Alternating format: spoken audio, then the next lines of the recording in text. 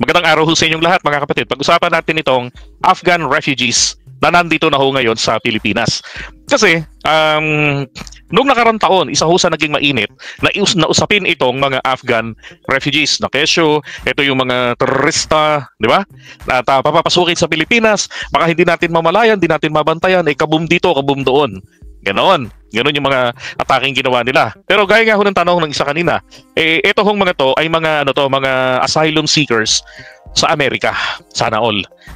Ayoko namang mag-asylum ng katulad ng ang dahilan na yung pinagdaanan po nila. 'Di ba?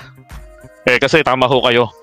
Nakakatakot po naman kasi talaga yung pinagdaanan ng mga to. Pero mo ginera yung bansa nila, 'di ba? Tapos nung naging presidente na si Joe Biden, iniwanan sila. Nag-evacuate yung mga Amerikano.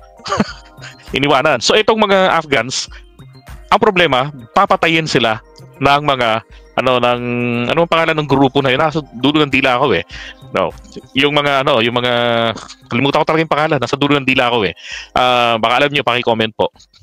Ngayon, ang ginawa nila ay marami to eh. Itong mga to, marami to. Taliban, yes, thank you Hermes. Yan, mga Taliban. May mga turban sa ulo. Tapos nakadamit ng kumot doon sa lugar ng maalikabok na lugar. So, nung mga takeover nila, alam na kasunod nito, di ba, buhay ng mga yan, sila ho yung mga nagtrabaho para sa mga Amerikano. Okay, nung kasagsagaan ng giyera. Ngayon, nung nag-evacuate na ang mga Amerikano, umalis doon, sila ang naiwan. Sila ngayon ang gagantihan. Kaya po, itong mga to, bago pa ang mga yan ay mapatay, then, hindi naman kasi sila po pwedeng porket sila ay nagsilbi sa mga Amerikano. Tapos sobrang dami kasi nila. Hindi ko na maalala kung ilan ang exact number ng mga to, kung ilan sila. Kasi kabilang po yung kanilang pamilya. Diba, makita may mga bata, ganyan. Now, as of the moment, ang nandito po sa Pilipinas ay mga nasa humigit kumulang or more or less ay nasa 300 na mga Afghan nationals. Diba? Alam niyo, para sa akin ano lang naman ang mga yan yes, tama po kayo, Jose Bernal. Yan yung mga empleyado ng mga Amerikano sa US Embassy. Yan. Tapos, alam nyo na, ang kakahinat na ng mga yan. So, iniiwasan nila. Diba?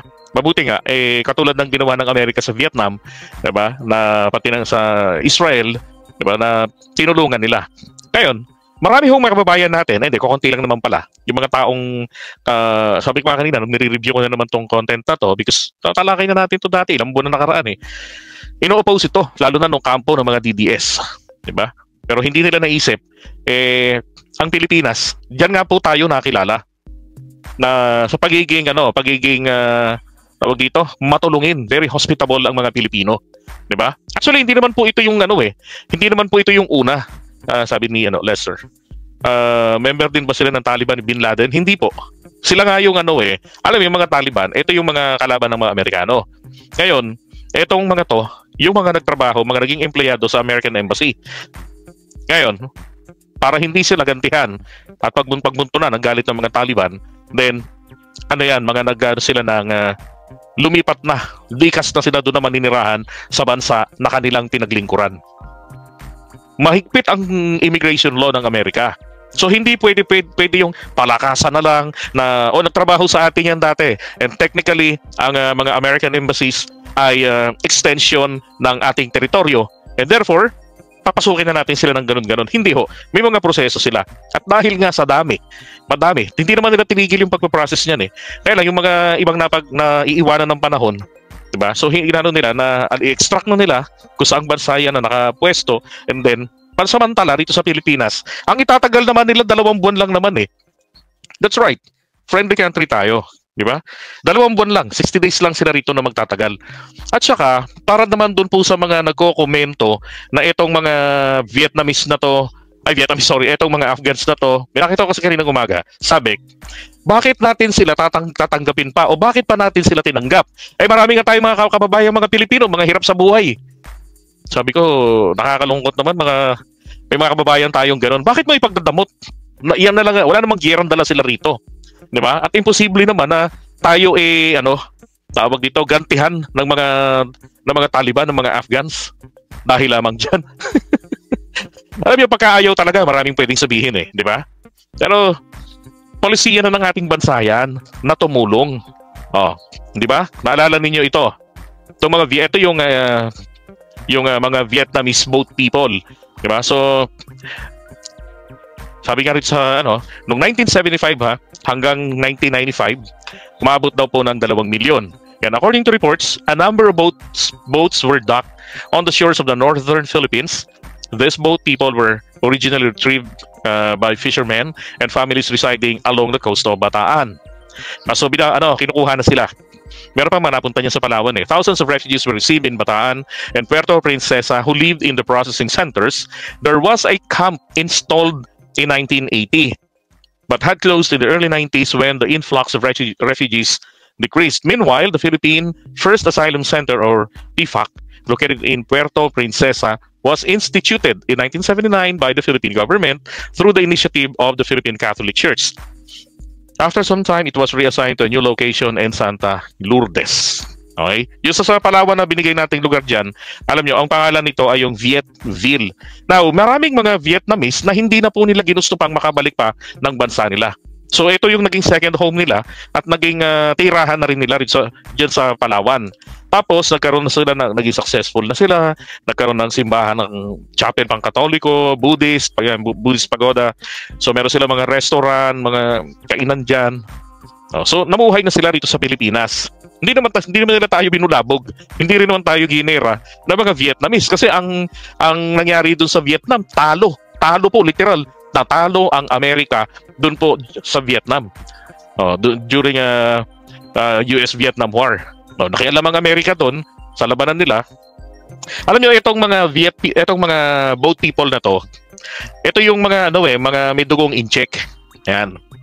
Ngayon, itong mga native, to sina Pol Pot, yung nasa gobyerno nun, itong mga native, kalaban nila, itong komunistang China, na nagsusulong, tawag dito, ang ginagawa ng China, sinusuportahan yung kalaban ng gobyerno. So, syempre, itong nasa panig naman ng gobyerno, ay pinupushback naman nila. Kaya lang, ang napag-diskitahan nila rito, ang mga Chinese Vietnamese people. May tawag dyan eh. Diyan, ito yung mga bata rito na nanirahan dito na pinanganak sa Pilipinas. So yung mga Vietnamese na yan, ako nandito, meron yan dito. Wala. Yung mga Vietnamese na yan, mga kababayan, tawag ba nun? Hoa ata yun, tawag doon sa kanila. So para hindi sila mapatay, so tumakas sila. Naging refugees. And in fact, yung mga negosyante, yung mga yan, mga successful lang karamihan sa kanila sa negosyo. Lalo na yung mga nasa southern part ng Vietnam. Yung mga tumatakas, sumasakay ng bangka o barang papaalis. So, anong nangyari? Kinikikilan pa nga yan ng mga opisyalis ng Khmer Rouge. Yan. So, nanatili sila rin sa Pilipinas, okay naman. Ngayon, nung panahon din po, nitong nauna pa rito, ito hong Holocaust. So pag sinabi nating Holocaust, alam niyo na yan. Yan yung persecution and yung mass killing ng mga Jews, 'di ba? Ng mga Hudyo. Ayan So ito pa isa. How the Philippines saved 1,000 Jews during the Holocaust. Originally 10,000 dapat yan eh. Ito sabi, how the Philippines became a haven. Yan, Manuel L. Quezon. Yan. The first president of the Philippine Commonwealth and a group of Americans that included future U.S. President Dwight Eisenhower and the Freighters. The American Jewish Brothers became increasingly concerned about the treatment of Jews in Europe. Ano ho bang ginawa nila noon? Actually, naglalaro lang sila ng barahan yan eh. Tatlong yan, sina Manuel L. Quezon, si Paul MacNutt, and itong magkapatid, itong Freider. So, napagkasunduan na originally 10,000 pero umayaw si Quezon, dami. So, naging 1,200 na lang. At sabi ni Quezon, okay, that's the right thing to do. And then, isa sa mga tawag dito, part ni Quezon doon, yung kanyang bahay po doon sa Marikina, na ngayon ito yung Marikina Hall, na ngayon ay bahagi po ng Quezon City. So kung makita yung lugar na yan, yung Marikina Hall. Ngayon po ay gagamitin niya na kumbaga refugee camp ng mga Hudyo. Okay? Alam niyo, isa na naman nilalang, kinaiinisan kong nilalang sa kasaysayan ng Pilipinas. Ito hong si dating Pangulo, kauna-unahang Pangulo ng Pilipinas, na si Emilio Aguinaldo, ang tumutol dyan. Parang ngayon din, may mga tumututol. At ang masakit, ay mga DDS ang tumututol. Now, ang tingin ni Aguinaldo sa mga yan, sa mga Jews, as communists and schemers bent on controlling the world. Walang yato si Emilio Aguinaldo. Yan. So dito tayo nakilala. Kaya kita nyo rin naman, di ba? Pagkatapos natin silang matulungan, wala ho kasing may gustong tumanggap noon sa mga Hudyo. No, sabi nga nila, pinagsaraduhan kami ng buong mundo. Tapos, mula sa malayong lupain, mula sa Europa, merong isang bansang Pilipinas dito sa Southeast Asia ang nagbukas ng pinto sa kanila. At yun forever grateful sila sa mga Pilipino. Yan yung mga Israelites. Yung mga bagong henerasyon. Katulad din ng mga Korean yan. Matulungin tayo palagi. Di ba, nung Korean War, tumulong tayo. Hindi naman nagpadala ng mga refugees dito, pero nagpadala tayo ng tulong, panahon ni Makoy. Di ba? Isa rin sa mga pinadala, si Tabaco, yung kanyang second cousin. Tsaka yung correspondent na si Ninoy Aquino. That's correct. Malaking utang na loob ng Israel. Kita nyo naman, di ba? Nag-o-offer sila ng mga defense system natin. No, ang laki. Isipin nyo yun, ha? Malaki ang contribution ng Israel. At saka yan ang bayan o lahi na hinirang ng Diyos. Sa mga Kristiyano, kinikilala yan. Diba? So pinagmabutihan natin. Ang problema lang kasi sa Pilipinas, napag-iwanan tayo. Sila, umunlad ng umunlad, tayo hindi. Diba? Sana nalalaman ng mga Pilipino kung ano yung dahilan eh. Diba? At sa akin naman, eto balikan lang natin itong mga Afghan refugees. Huwag na ho nating ipagmaramot sapagkat nakatatak na sa pagiging isang Pilipino yung pagiging matulungin. Uulitin ko lang, hindi naman po natin palalamunin ng libre, hindi naman natin sila payayamanin, hindi naman natin sila bibigyan ng kayamanan. Hindi ho eh. Makikitira rito, magbabayad po ang Amerika sa board and lodging nila rito sa Pilipinas. Yan na yung kasunduan dyan na nung nakarang taon pa yan pinag-uusapan. Okay? Ang problema sa mga ibang kababayan natin, ayoko, parang panahon din dati ni Apolakay. Anything about Marcos, ayoko. No, kahit na maganda, ikagaganda ng bansa natin, ayaw pa din. Sa PSBA College, ang bahay dati ni President Quezon, lupain niya dati doon. Okay, yun pala. PSBA, hindi to sa QC. Okay, alam ko na. Alright? So, iwan na po muna natin yan. Wala naman tayong dapat aralahanin dyan eh. Kaya sinasabi ko, yung kunwari nire-react nila na bubombahin tayo, mga walang hiyan na yan, wala nang ibang pambungad. Kung hindi bobombahin tayo, di ba? Bobombahin tayo ng China, bobombahin tayo ng Afghanistan. Hindi naman totoo yun eh. Masyado lang silang mapanakot. Di ba? Mapaghasik ng takot yung mga damuhon na yan. Okay? So, iwan muna natin ito and welcome.